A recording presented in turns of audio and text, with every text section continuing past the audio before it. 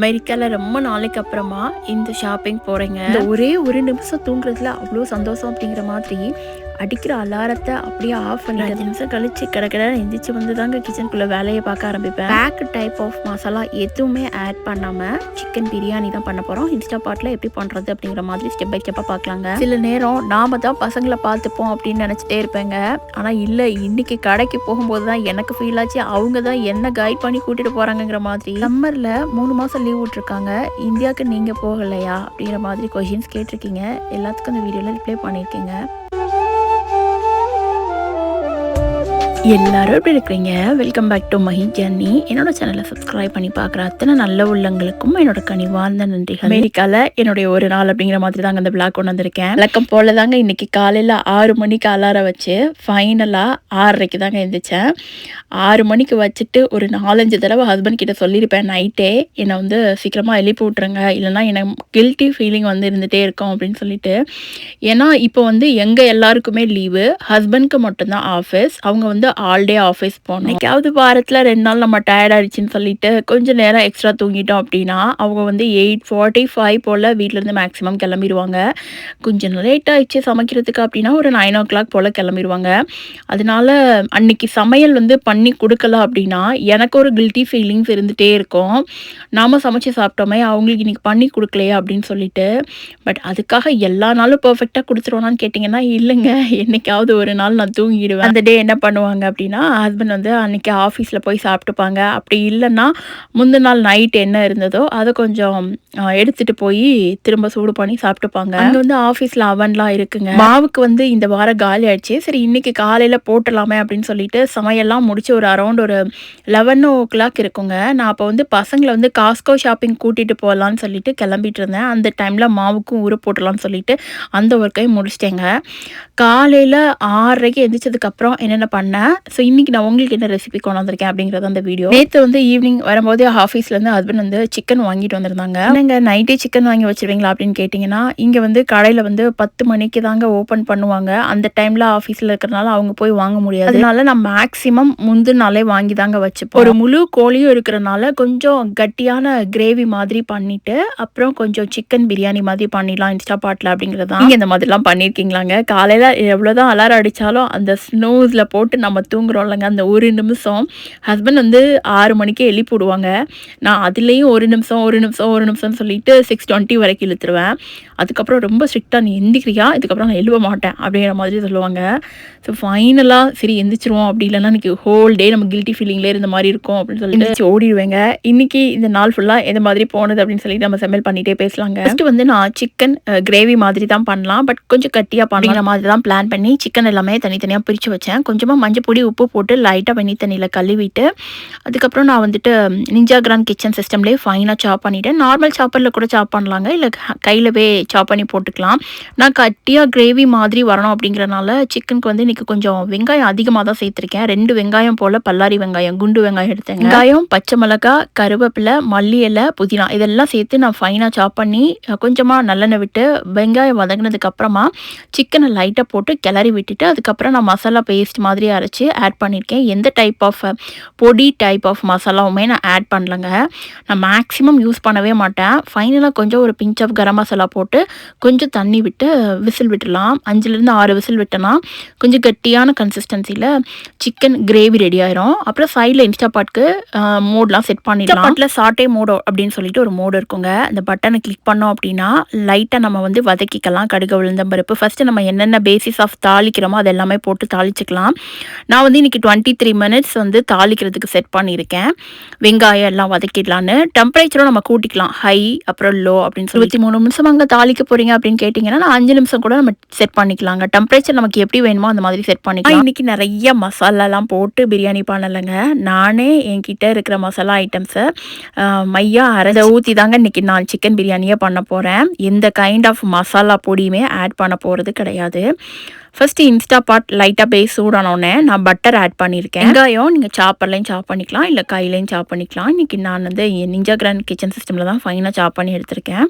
வெங்காயம், பச்சை மிளகாய், கருவேப்பிலை, புதினா, மல்லி இலை இதெல்லாம் சேர்த்து நான் சாப் பண்ணி பட்டரோடு சேர்த்து லைட்டாக ஆட் பண்ணி கிளறிக்கலாம். அதுக்கப்புறம் கொஞ்சம் நல்லெண்ணெய் விட்டுருக்கேங்க, உப்பு போட்டு மஞ்சள் பொடி, வெங்காயம் லைட்டாக வதங்கினதுக்கப்புறமா சிக்கனையை ஆட் பண்ணிக்கலாம். அன்றைக்கி பிரியாணிக்கு வந்து கொஞ்சம் பீஸை தான் எடுத்து சைடில் மிக்ஸி ஜாரில் தேங்காய், தக்காளி, புதினா, 10 15 முந்திரி, பிரியாணி எல்லாம் அம்மா கொரியர் பண்ணும்போது இந்தியாவிலேருந்து கொடுத்து விட்டாங்க. அதை நான் ஸ்டோர் பண்ணி வச்சு கொஞ்சம் கொஞ்சமாக யூஸ் பண்ணிப்பேங்க பிரியாணி பண்ணும்போது. அப்புறம் இஞ்சி, பூண்டு, 2 வத்தல், ஒரே ஒரு காஷ்மீரி சில்லி வத்தல் 1, அப்புறம் பச்சை மிளகா, பட்டை, கிராம்பு, ஏலக்காய், சீரகம், சோம்பு, கொத்தமல்லி, பிஞ்ச் ஆஃப் கரம் மசாலா, கொஞ்சம் மஞ்சள் பொடி இதெல்லாம் சேர்த்து மையாக அரைச்சிட்டு வந்துடலாம். நான் இன்றைக்கி ரொம்ப தண்ணியாக அரைக்கலை, ஏன்னா ரொம்ப தண்ணியாக அரைச்சிட்டோன்னா அதை ரொம்ப நேரம் நம்ம வதக்கின மாதிரி இருக்கும், அந்த கட்டியாக அந்த கிரேவி வர வரைக்கும். அதனால் இன்றைக்கி கொஞ்சம் தண்ணி விட்டு கட்டியான கிரேவி கன்சிஸ்டன்சியில் தான் நான் அரைச்சிட்டே வந்தேன்.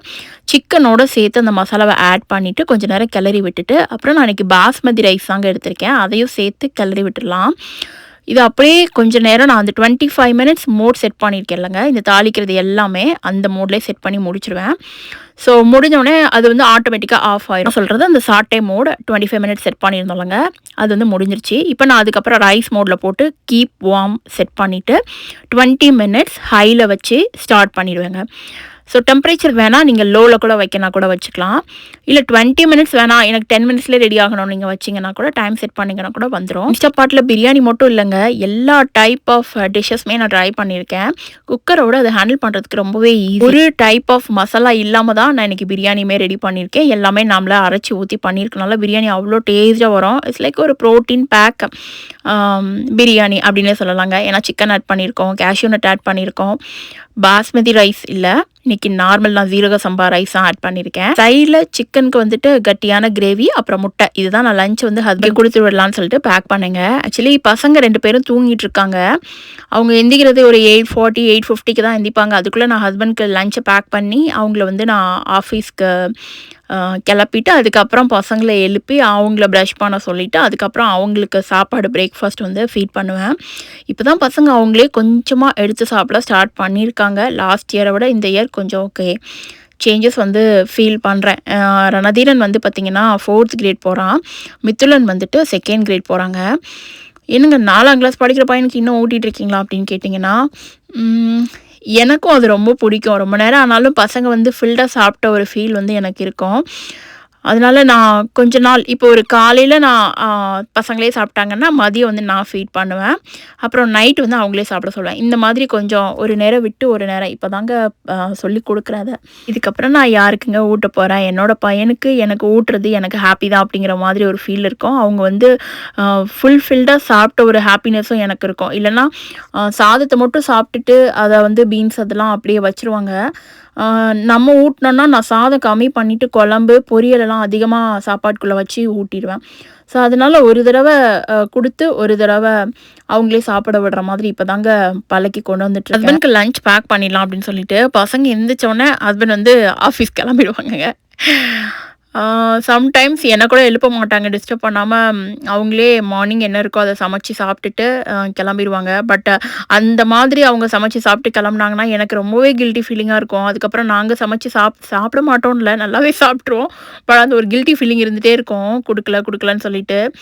அதனாலவே நான் மேக்ஸிமம் இப்போ எமிச்சிடுறதுங்க. லஞ்செல்லாம் பேக் பண்ணி கொடுத்ததுக்கு அப்புறமா நாங்கள் வந்து இன்னைக்கு காலையில் இட்லி தான், இட்லி சாம்பார் அப்புறம் தேங்காய் சட்னி. இன்னைக்கு வேற என்ன பிளான் இருக்குது அப்படின்னு கேட்டிங்கன்னா, காஸ்கோ போகலாம் அப்படிங்கிற மாதிரி ஒரு பிளான் வந்து அரௌண்ட் ஒரு 12 o'clock கிளம்பலாம் அப்படின்னு சொல்லிட்டு. ஏன்னா எல்லாருக்குமே தெரியும் காஸ்கோ அப்படிங்கிறது ஒரு பெரிய கடை. அந்த கடைக்குள்ளே போயிட்டு நம்ம வெளியே வரனாலே நியர்லி எனக்கெலாம் சாலிடாக 1.5 மணி நேரம் எடுத்துரும். ஏன்னா ஒவ்வொன்றையும் அவ்வளோ பொருளை பார்த்து அது என்ன வேணுமா வேணாமான்னு அவ்வளோ மைண்டில் டிஸ்கஸ் பண்ணிவிட்டு அதுக்கப்புறம் தான் நாங்கள் ஷாப்பிங்கே பண்ணுவோம். அது மட்டும் இல்லாமல் பசங்களும் சரி கொஞ்சம் என்கேஜாக இருப்பாங்க, இன்றைக்கி கிளம்பலாம் அப்படின்னு சொல்லிட்டு மாவுக்கெல்லாம் ஊற போட்டுட்டு தம்பியை கூட்டிகிட்டு கிளம்பிட்டேன் காஸ்கோக்கு. இன்னைக்கு நதிரா குட்டியும் மிதிலா குட்டியும் இன்றைக்கி அவ்வளோ ஹெல்ப் பண்ணாங்கங்க காஸ்கோ ஷாப்பிங்கில். பொதுவாக நான் வந்து ஹஸ்பண்ட் கூட தான் மேக்ஸிமம் வருவேன். இதுதான் ஃபர்ஸ்ட்டு டைம் நான் பசங்களை கூட்டிகிட்டு நான் மட்டும் தனியாக வந்திருக்கிறது. டிரைவிங் தெரியும் அப்படின்னாலுமே நான் ஸ்கூலுக்கு மட்டும் போயிட்டு அகைன் பேக் வீட்டுக்கு வந்துடுவேன். இல்ல ஏதாவது காய்கறி தேவை இருந்தா ரொம்ப ரேருங்க. மாசத்துல 1 நாள் அந்த மாதிரி தான் நான் போவேன். போறப்பலாம் ஹஸ்பண்ட் என் கூட வாங்க வாங்கங்கிற மாரி அவங்கள தான் சேர்த்து சேர்த்து கூட்டிட்டு போவேன். பட் சம்மர்ல அப்படியே இருந்தோம் அப்படின்னா, பசங்களுக்கு ரொம்ப போர் அடிச்சுரும்.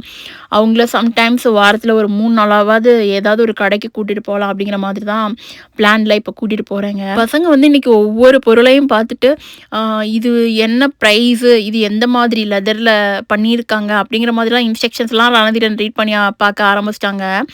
ஸோ சம்டைம்ஸ் எனக்கு இந்த மாதிரி ஷாப்பிங் வர்றது ரொம்ப பிடிக்கும். அது என்னன்னே தெரியாதுங்க. நான் வாங்குறேனோ இல்லையோ, அத பார்த்து அது என்ன ப்ராடக்ட், என்ன ப்ரைஸு, எப்படி இருக்குன்னு அத கையில எடுத்து பார்த்து ஃபீல் பண்ணிட்டோம் அப்படின்னா, எனக்கு ஒரு ஹாப்பினஸ் வந்துரும். அது ஏன், எதுனாலன்னு எனக்கு அந்த மைண்டே தெரில. பட் எனக்கு வந்து ஷாப்பிங் வந்து போயிட்டோம் அப்படின்னா மனசு ஹாப்பியா இருக்கும். கடையில எல்லாமே இருக்குதா பார்த்துட்டோமா, அப்படின்னு இருந்தாலே மைண்ட் வந்து ரிலாக்சேஷன் ஆயிருங்கிற மாதிரி வந்து எந்த டைப் ஆஃப் கேட்டகரி லிஸ்ட்ல மைண்ட்ல சேர்க்கனே தெரியல. ஷாப்பிங் அடிக்ட்டா என்னன்னு. பட் இந்த பேக் எனக்கு ரொம்பவே பிடிச்சிருந்ததுங்க. ஐட்டம் நம்பர், அது ப்ராடக்ட் ப்ரைஸுமே காட்டியிருக்கேன். வேணும்னா நீங்க ஆன்லைன்ல செக் பண்ணி பாருங்க. நீங்க எந்த டைப் ஆஃப் லொகேஷன்ல இருந்து காஸ்கோ ஷாப்பிங் பண்ணணும் அப்படின்னாலுமே நீங்க வெப்சைட்ல பண்ணிக்கலாம். இப்போ சம்மர் வந்துருச்சு அப்படிங்கிறனால நிறைய சம்மர் டைப் ஆஃப் ப்ராடக்ட் தான் லான்ச் பண்ணியிருந்தாங்க. தம்பி பார்த்துட்டு இருந்தான் கேப்பு. கடைக்குள்ள ஒரு 12:30க்கு வந்தோங்க. ஸோ வந்துட்டு எல்லா ஷாப்பிங்லாம் முடிச்சு கிளம்பும்போது 1:30 மணி ஆயிடுச்சு.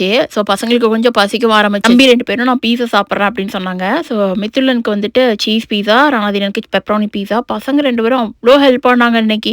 ஸோ கண்டிப்பா மனசு வந்து சொல்லிட்டே இருந்துச்சு. அதுக்காகவாவது அவங்களுக்கு வாங்கி கொடுத்துட்டு இன்னைக்கு பீஸா, இல்லைன்னா பாவம் அவங்க உனக்கு அவ்வளோ ஹெல்ப் பண்ணியிருக்காங்கங்கிற மாதிரி என் மைண்டு தோணுனால சரின்னு சொல்லிட்டு பீஸா வாங்கி கொடுத்துட்டு அப்புறம் ஒரு 4:00 போல் சிக்கன் பிரியாணி ஊட்டிக்கலாம் அப்படின்னு சொல்லிட்டு நாங்கள் எல்லா திங்ஸையும் எடுத்து காரில் லோட் பண்ணிவிட்டு வீட்டுக்கு கிளம்பிட்டோங்க. பேக் நார்மலாக வாங்குகிற ஷாப்பிங் தாங்க பண்ணியிருந்தோம். ஃப்ரூட்ஸ் எடுத்திருந்தேன், அதுக்கப்புறம் பால் எடுத்திருந்தேன்.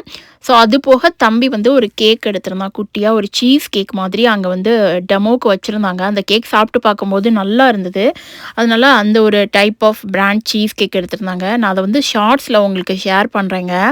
அவ்வளோ டேஸ்ட்டாக இருந்தது. ப்ரைஸுமே $9 தான் போட்டிருந்தாங்க. அதுக்கப்புறம் கொஞ்சம் ஒர்க் இருந்தது. சரி அதெல்லாம் முடிச்சுட்டு அப்புறமா வீட்டுக்கு கிளம்பலாம் அப்படிங்கிற மாதிரி காஸ்கோலேருந்து நாங்கள் கிளம்பிட்டோம். இந்த வீடியோ பிடிச்சிருக்கோம் அப்படின்னு நம்புறேங்க. இந்தியாவுக்குலாம் போகலையா அப்படின்னு கேட்டிங்கன்னா, நிறைய பேர் அமெரிக்கா விளாக்ஸ்லாம் போடும்போது இந்தியா போயிட்டேன் அப்படின்னு சொல்கிறாங்க. பட் அந்த வீடியோஸ்லாம் பார்க்கும்போது எனக்கு கண்ணே கலங்குங்க. போகணும்னு எனக்கும் ஆசை தான். அம்மா கூட ரொம்ப டைம் ஸ்பெண்ட் பண்ணணும், அவங்க கூட இருக்கணும் அப்படிங்கிற மாதிரி மைண்ட்லலாம் நிறையா ஓடும். என்னையே அறியாமல் தூக்கத்தில் கூட கனவுல கூட அம்மாவும் அப்பாவும் வேற ஒரு ஃபீல் இருந்துகிட்டே இருக்குது. பார்க்கலாம் எனக்கு எப்போ சான்ஸ் கிடைக்குது அப்படின்னு சொல்லிட்டு. நெக்ஸ்ட் வீடியோவில் மீட் பண்ணலாங்க. ரொம்ப நன்றிங்க.